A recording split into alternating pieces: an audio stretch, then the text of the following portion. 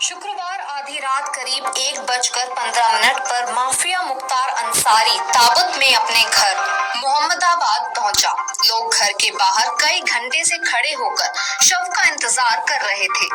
आज मुख्तार सुपुर्दे खाक किया जाएगा। मुख्तार अंसारी के जनाजे में भारी संख्या में लोग शामिल हुए हैं। शनिवार की सुबह से लोगों का जमावड़ा शुरू हो गया था। धीरे धीरे लोगों की संख्या बढ़ती गई।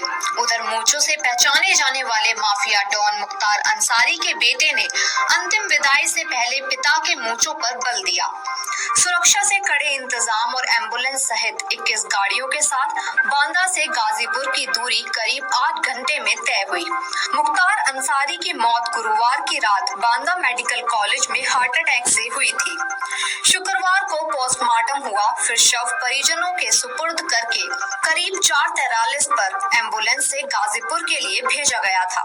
शव वाहन बांदा से फतेहपुर, कौशाम्बी, प्रयागराज और बदोई होते हुए रात करीब 8:32 पर वाराणसी पहुंचा, फिर गाजीपुर रवाना हो गया।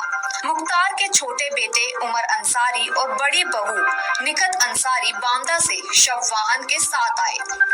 माफिया मुख्तार अंसारी को सुपुर्दे खाक करने के लिए उसके घर से करीब 400 मीटर दूर पुस्तैनी कब्रिस्तान में कब्र खोदी गई, जो 7.6 फीट लंबी और 5 फीट गहरी और चौड़ी है। यह कब्र उसके माँ बाप की कब्र से 5 फीट नीचे बनाई गई है, जिन्हें खोदने के लिए 3 हिंदू मजदूर बुलाए गए। हालांकि उनका कहना था कि मुख्तार अंसारी के परिवार से जिन लोगों का इंतकाल होता है, उनके लिए वे पहले से ही कब्र खोदने के लिए आते हैं।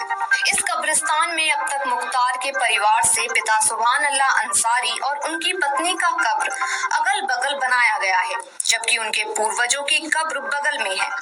मुख्तार अंसारी की कब्र को उनके कब्र से 5 फीट नीचे सुबह 7:30 बजे बनाने का काम शुरू हुआ। यह कार्य उनके भतीजे शोहेब अंसारी की निगरानी में हुआ, जिसके लिए 3 हिंदू मजदूर नगीना, संजय और गिरधारी को बुलाया गया। मुख्तार अंसारी की मौत के बाद कॉन्स्पिरेसी थ्योरी को लेकर रक्षा मंत्री राजनाथ सिंह ने शुक्रवार को कहा कि मुख्तार अंसारी को जहर दिए जाने के आरोप पूरी तरह से बेबुनियाद हैं। अगर कोई इसकी जांच कराना चाहता है तो वो करा सकता है। 30 जून 1963 को उत्तर प्रदेश के यूसुफपुर में जन्मे मुख्तार अंसारी ने अपराध की गलियों से लेकर सत्ता के गलियारों तक का सफर किया। अंसारी ने 1980 के दशक में अपराध की दुनिया में कदम रखा। 1990 के दशक में संगठित अपराध में उनकी भागीदारी बढ़ गई, खासकर मऊ, गाजीपुर, वाराणसी और जौनपुर जिले में। मुख्तार अंसारी 1996 में मऊ से लगातार 5 बार विधानसभा चुनाव जीतने में कामयाब रहे।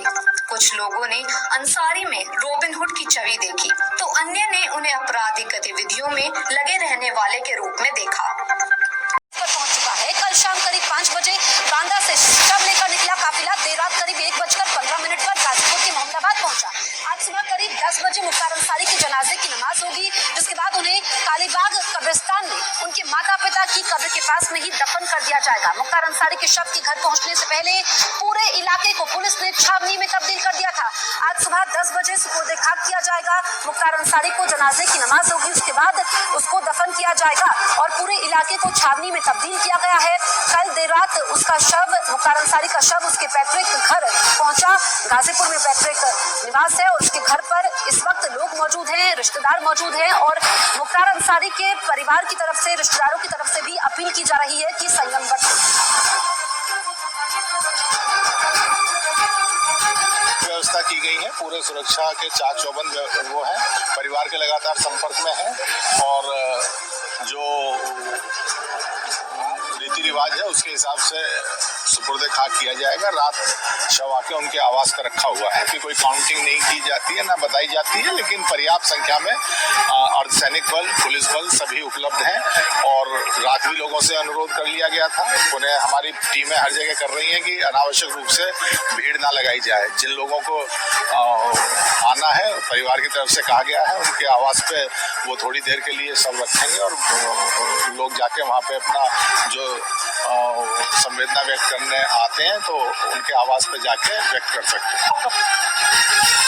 तो आज मुख्तार अंसारी को सुपुर्द खाक किया जाना है। मुख्तार अंसारी की मौत के बाद उनकी पंजाब और बांदा जेल की मेडिकल रिपोर्ट भी सामने आई है। 10 रिपोर्ट एक समान ही है। रिपोर्ट के मुताबिक जो 2018 को मुख्तार अंसारी की पत्नी अफशा अंसारी ने राष्ट्रपति को एप्लीकेशन दी थी, जिसमें जिक्र था कि कितनी बार डॉक्टरों से कंसल्ट किया गया, उसकी तबीयत कैसी थी। फिलहाल 3 तस्वीरें आपके सामने हैं। देखिए, पुलिस फोर्स की तैनाती की गई है, पूरे इलाके को छावनी में तब्दील किया गया है। पैतृक घर पर मुख्तार अंसारी का शव इस वक्त मौजूद है, जहां पर सुपुर्द खाक किया जाना है। ऐसे में देर रात जब शव पहुंचा, उसके बाद घर के बाहर लोगों की भीड़ थी, जो रात में भीड़ थी, सुबह के वक्त भी वैसे ही भीड़ है। पुलिस प्रशासन ने पूरी तैयारी की है ताकि लॉ एंड ऑर्डर ना बिगड़े, वहां पर हालात खराब ना हो। इसको लेकर के पुलिस का काफी पहरा है। शांति की अपील यहाँ पर पुलिस द्वारा की जा रही है ताकि यहाँ पर माहौल खराब ना हो।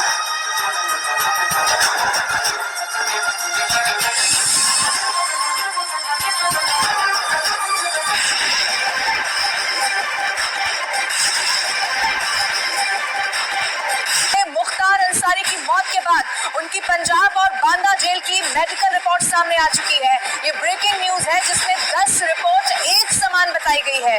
रिपोर्ट की अगर माने तो 10 सितंबर 2018 को मुख्तार अंसारी की पत्नी अफशा अंसारी ने राष्ट्रपति को एप्लीकेशन लिखी थी, जिसमें उन्होंने मुख्तार अंसारी के गंभीर बीमारियों से पीड़ित होने की बात कही थी।